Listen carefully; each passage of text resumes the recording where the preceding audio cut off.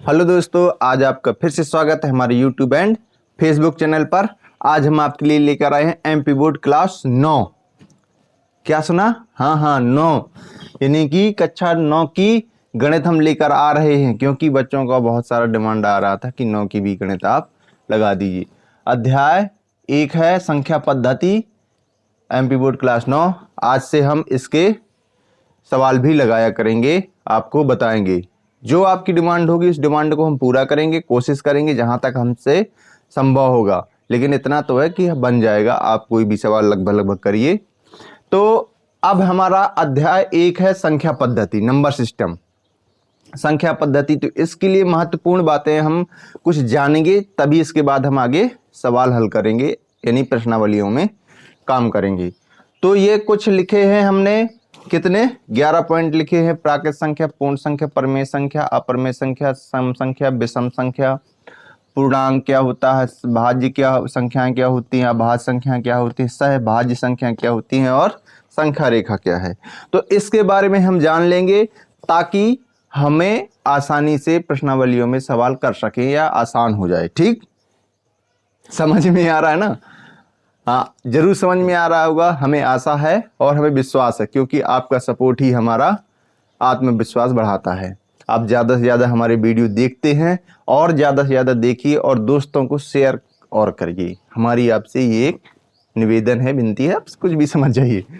तो हम लेकर आए हैं, हमारा पहला टॉपिक है प्राकृत संख्या। क्या? प्राकृत संख्या। तो प्राकृत संख्या क्या होता है? प्राकृत संख्या होती है यानी कि गिनती जानते हो ना, 1 2 3 4 5 6 7 8 9 10 11 12 13 14, यहाँ तक कि जहाँ तक अनंत हो, जहाँ तक संभव हो पढ़ सकें अनंत तक। तो हम लिखेंगे इसके अंतर्गत है 1 2 3 4 5 dot dot dot dot dot dot dot dot, यानी इसका कोई भी अंत नहीं है। गिनतियां अनंत हैं, गिनते जाओ, तुम थक जाओगे, गिनतियां खत्म नहीं होंगी। तो प्राकृत संख्याएं क्या होती हैं, अब समझ लेते हैं। प्राकृत संख्याएं 1 से शुरुआत होती हैं, अनंत तक चलती हैं। इसमें अनंत लिख सकते हैं या इन्फिनिटी के चिन्ह लिख सकते हैं। ठीक है, प्राकृत संख्याएं तो समझ में आ गई होंगी, बस चिंता मत करिए, ये सब समझ में आ जाएगा। क्यों? क्योंकि आप पढ़ते हैं, हम पढ़ाने की कोशिश करते हैं, आप सभी लोग अच्छे हैं। तो ये क्या होता है, प्राकृत संख्याएं हो गई। प्राकृत संख्या का एक दूसरा नाम भी होता है हिंदी अरबी संख्या। हिंदू अरबी संख्या। क्या? हिंदू अरबी संख्या। हिंदू अरबी संख्या। कभी कभार आपको क्वेश्चन में ये भी पूछ सकता है कि हिंदू अरबी संख्या कहाँ से कहाँ तक होती हैं, तो आप इससे भी परिचित हो गए। यानी कि जैसे कि आप कई लोगों के 1 से 2 नाम होते हैं, किसी का कल्लू फिर उसी का लल्लू। ठीक, तो इसी पर प्राकृत संख्या का दूसरा नाम है हिंदी अरबी संख्या। ये 1 से स्टार्ट होती है, अनंत तक चलती हैं। अब हम आते हैं पूर्ण संख्याओं में। किस में आते हैं? पूर्ण संख्या क्या है? तो पूर्ण संख्या में केवल 0, प्राकृत संख्या में यदि हम 0 जोड़ देंगे तो पूर्ण संख्या बन जाती है। प्राकृत संख्या में मतलब 1 से अनंत तक जो चलती है, ये 0 से अनंत तक चलती है। यानी कि 0 1 2 3 4 5 6 डॉट डॉट डॉट डॉट अनंत। ठीक, आया कुछ समझ में? यानी कि प्राकृत संख्या में यदि हम 0 जोड़ देते हैं तो पूर्ण संख्याएं बन जाती हैं। प्राकृत संख्याएं हमारी 1 से अनंत तक चलती हैं, या पूर्ण संख्या 0 से अनंत तक चलती है। ठीक, परमेय संख्या क्या होती है? परमेय संख्या जो P/Q के रूप में हो। किस रूप में? P/Q के रूप में। लेकिन Q का मान कभी भी 0 ना हो, तो वो परमेय संख्या होगी। Q का मान कभी भी 0 ना हो। कैसे? जैसे हम यहाँ पे लिख ले 2/3 4/5, तो और यदि हमने लिख दिया कि 2/0, तो ये परमेय संख्या नहीं होगी। ठीक, ये परमेय संख्या नहीं होगी। यानी कि वो परमेय संख्याएं होती हैं जो P/Q के रूप में होती हैं, अर्थात इसमें अंश भी हो और हर भी हो। ठीक, अब आते हैं अपरमेय संख्याएं। अपरमेय संख्याएं क्या होती हैं? ये P/Q के रूप में नहीं होती हैं, अर्थात होती हैं p/q के रूप में होती है, लेकिन ये रूट के अंदर, जैसे रूट 2, रूट 3, रूट 5, रूट 7, ये सब क्या है? अपरिमेय संख्याएं। क्या है? अपरिमेय संख्याएं। इसके बाद सम संख्या क्या होती है? सम संख्या के बारे में जानेंगे। सम संख्या यानी कि जो दो से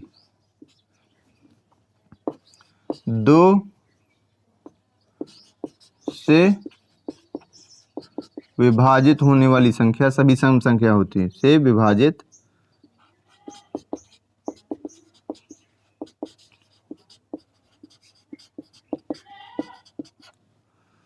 जितनी भी संख्या हैं जो 2 से विभाजित हो जाती हैं कितने से?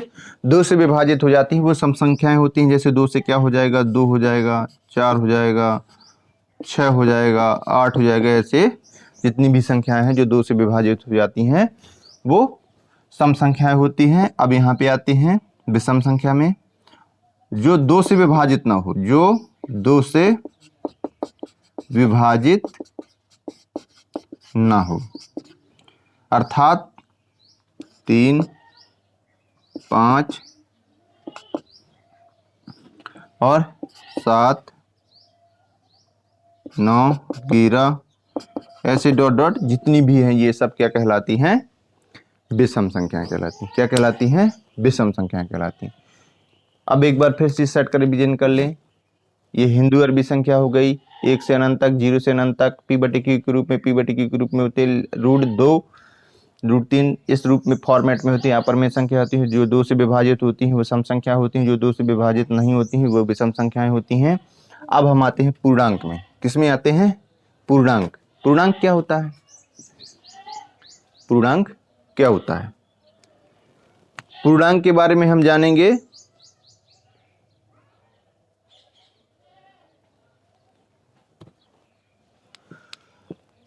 अब हम सीखेंगे पूर्णांक। क्या सीखेंगे? पूर्णांक। पूर्णांक क्या होती हैं? पूर्णांक में आपको ध्यान रखना है, इसमें धनात्मक संख्याएं भी शामिल होती हैं और ऋणात्मक संख्या भी शामिल होती है। ऋणात्मक और धनात्मक संख्याओं का क्या होता है? जितनी भी ऋणात्मक संख्या है वो पूर्णांक में गिनी जाएंगी, धनात्मक भी पूर्णांक में गिनी जाएंगी। यदि 0 आ जाएगा तो ये उदासीन पूर्णांक गिना जाएगा। क्या कहलाएगा? उदासीन पूर्णांक, क्योंकि ना तो ये प्लस का होता है ना ही माइनस का होता है। ये हो जाते हैं पूर्णांक। भाज्य संख्या क्या होती है? अभी यहां हमने सीखा सम संख्या, विषम संख्या। ये भाज्य संख्या, अभाज्य संख्या। क्या हमें सीखना है? अभाज्य संख्या, सॉरी भाज्य संख्या। भाज्य संख्याएं वे होती हैं जिनके गुणनखंड 2 से अधिक हों। नहीं समझ में आया?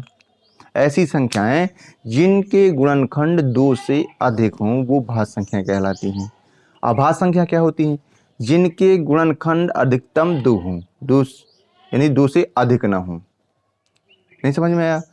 वे संख्या जिनके गुणनखंड 2 हों और 2 से अधिक ना हों वो अभाज्य संख्या हो गई, और जिनके 2 से अधिक हों वो भाज्य संख्या हो गई। कैसे? जैसे कि हमने लिख दिया यहाँ पे 2। क्या है? 2 का गुणनखंड 1 होगा, 2 होगा। क्या और किसी से कटता है? तो इसी की केवल, सॉरी इसमें गलत लिख दिए, इसमें लिखना हो, चलो इसी में लिख दे रहे हैं। जैसे 4 है, 4 के गुणनखंड 1 से भी कटता है, 2 से भी कटता है, 3 से कटता है। इसके 2 से अधिक गुणनखंड हुए कि नहीं हुए? हुए कि नहीं हुए? इसी प्रकार हम लिख लेंगे, 6 को लिख देंगे। 6 को लिखेंगे तो 1 से कटता है, 2 से कटता है, 3 से कटता है और 6 से कटता है। कटता है ना? तो भाज्य संख्याएं वही कहलाती हैं जिनके गुणनखंड अधिकतम 2 से ज़्यादा हों, मतलब 2 से अधिक हों वो सभी मतलब संख्या क्या कहलाती है? भाज्य संख्याएं कहलाती हैं। ये तो होगी मतलब आपको बताने के लिए। जैसे आप चाहें तो करके देख लेना। 8 हो गया, 1 से कटेगा, 2 से कटेगा, 4 से कटेगा, फिर 8 से कटेगा। ठीक है, तो यहाँ पे हम लिख दे रहे हैं शॉर्ट फॉर्म में 2 से अधिक गुणनखंड। 2 से अधिक खंड हों तो क्या होगी, भाज्य संख्या होगी। क्या होगी, भाज्य संख्या होगी। अब आते हैं अभाज्य संख्याएं। अभाज्य संख्या के बारे में बताया था कि जिसके अधिकतम 2 गुणनखंड हो, 2 से ऊपर नहीं होना चाहिए। इसमें ऊपर थे ना, तो जैसे हमने लिख दिया 2 लिख दिया, क्या लिख दिया 2, तो 2 1 से भी कटेगा और 2 से कटेगा। क्या कोई ऐसी तीसरी संख्या है जो 2 कट जाए? नहीं है। अब 3 में को हम ले लेते हैं, 1 से कटेगा, 3 से कटेगा, ठीक। और जैसे हम 5 ले लेते हैं, 1 से कटेगा, 5 से कटेगा। 7 ले लेते हैं, 1 से कटेगा और 7 से कटेगा। 7 के बाद क्या, 8 9, 9 1 से कटता है, 3 से कटता है और 9 से कटता है, इसलिए 9 नहीं होगा। क्या आएगा, सीधे 11। 1 से कटेगा और 11 से कटेगा। तो अभाज्य संख्याओं के बारे में आपको ये समझ लेना है कि वे संख्याएं जिसके अधिकतम गुणांक खंड 2 हों अभाज्य संख्याएं, भाज्य संख्याएं जिसके अधिकतम गुणनखंड 2 से ज़्यादा हों, मतलब जितनी भी हो सके, वो कोई लेना देना नहीं है, लेकिन 2 से ज़्यादा होना चाहिए, वो भाज्य संख्याएं हैं। 2 या 2 से कम है, मतलब कम क्या होगा, 2 होंगे तो वो क्या होगा, अभाज्य संख्याएं होगी। ठीक है, कुछ समझ में आया? आपको देखो समझना पड़ेगा और समझने की कोशिश करनी पड़ेगी। हमारा तो जहाँ तक प्रयास रहता है तो हम आपको बताने की कोशिश करते ही हैं। ठीक है, तो आप इस प्रकार से समझ गए होंगे कि अभाज्य भाज्य संख्या क्या होती है। अब आता है सह अभाज्य संख्याएं। क्या सह अभाज्य संख्याएं क्या होती है? ऐसी दो संख्याएं जिनका एचसीएफ कितना हो, 1 हो। हम लिख दें पहले, ऐसी 2 संख्याएं जिनका एचसीएफ कितना हो, 1 हो, वो क्या कहलाएंगी, सह अभाज्य संख्या कहलाएंगी। सह अभाज्य संख्या कहलाएंगी। ठीक, नहीं समझ में आया? जैसे हम कहने का मतलब लिख देते हैं 2 और 5 का एचसीएफ निकालना है। इसका एचसीएफ क्या होगा, तो यहाँ पे हम देखेंगे 2 किससे कटता है, 1 से कटता है, 2 से कटता है। इसको देखेंगे 1 से कटता है, 2 से कटता है, तो इनमें दोनों में कॉमन क्या है, 1 है, तो इनका एचसीएफ क्या हुआ, 1 हुआ। तो अर्थात 2 और 5 आपस में सह अभाज्य संख्याएं कहलाएंगी। क्या कहलाएंगी, सह अभाज्य संख्याएं। तो सीधा सीधा आपको समझ लेना है कि ऐसी 2 संख्याएं जिनका यदि हम महत्तम समापवर्तन निकालें या फिर एचसीएफ निकालें, हाईएस्ट कॉमन फैक्टर निकालें, तो उनका एचसीएफ 1 ही निकलना चाहिए। क्या निकले, केवल 1 1 1। वो दोनों संख्याएं आपस में क्या कहलाएंगी, सह अभाज्य संख्याएं कहलाएंगी। क्या कहलाएंगी, सह अभाज्य संख्याएं कहलाएंगी। ठीक है, और आप जैसे दूसरा जानना चाहो, आप ले लेते हैं, जैसे 7 और 9 ले लो, तो 7 का होगा 1 और 7 गुणनखंड होगा, 9 का क्या होगा, 1 होगा, 3 होगा और 9 होगा। ठीक, लेकिन इनमें दोनों में कॉमन क्या है, 7 के गुणनखंड में 1 और 7 है, तो 1 है, और 9 में है 1 3 9, तो 1 दोनों का कॉमन हुआ, तो इस प्रकार से इनका एचसीएफ क्या हो जाएगा, 1। अर्थात 7 9 भी आपस में क्या होंगी, सह अभाज्य संख्याएं होंगी। क्या होंगी, सह अभाज्य संख्याएं। अगला हमारा टॉपिक है संख्या रेखा। क्या, संख्या रेखा। हमने एक रेखा बना दी, इसके बीच में 0 हो गया और सभी दाहिनी साइड की सभी संख्या क्या हो जाएंगी, धनात्मक होंगी। तो हम यहाँ पे लिखे दे रहे हैं, ये हो जाएगी धनात्मक। क्या, और बाएं साइड की सभी संख्याएं ऋणात्मक। मतलब ऐसी रेखा जिसमें 0 भी हो, बाएं साइड की सभी संख्या ऋणात्मक, दाएं साइड की सभी संख्या धनात्मक। तो ऐसी रेखा में जो बैठी हुई संख्या होती है वो, मतलब इस पूरे फॉर्मेट को, इस प्रारूप को संख्या रेखा कहते हैं।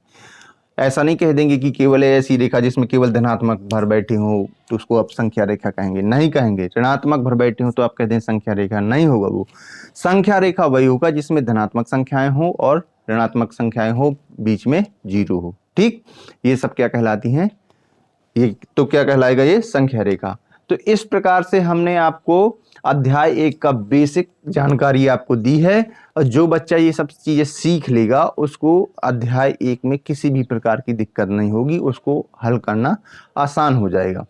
इसलिए हम आपको ये सब पहले, चाहे 10 का गणित पढ़ा रहे हों, चाहे 9 का, चाहे किसी भी क्लास का, तो हमारा उद्देश्य रहता है कि उसका पहले हम बेसिक जानकारी आपको दे दें, ताकि आपको आसानी हो जाए उस चीज़ को सीखने में। तो आशा है कि आपको अच्छा लगा होगा, समझ में आया होगा, और आप ज़्यादा से ज़्यादा इस वीडियो को शेयर करें, देखें और लोगों से बताएं और हमारा सपोर्ट करें। आपका ही सपोर्ट हमारा विश्वास है। आप देखेंगे ज़्यादा से ज़्यादा और हमारा उत्साह बढ़ेगा, हम आपको ज़्यादा से ज़्यादा पढ़ाने की कोशिश करेंगे। तो हम मिलते हैं आपको नेक्स्ट डे, वो भी एक्सरसाइज 1.1 क्लास 9। ठीक, तब तक के लिए आप यदि फेसबुक पर देख रहे हो तो फॉलो शेयर करें, यूट्यूब पर हैं लाइक शेयर सब्सक्राइब करना तो बनता ही है। तो मिलते हैं हम आपको नेक्स्ट डे, तब तक के लिए जय हिंद जय भारत।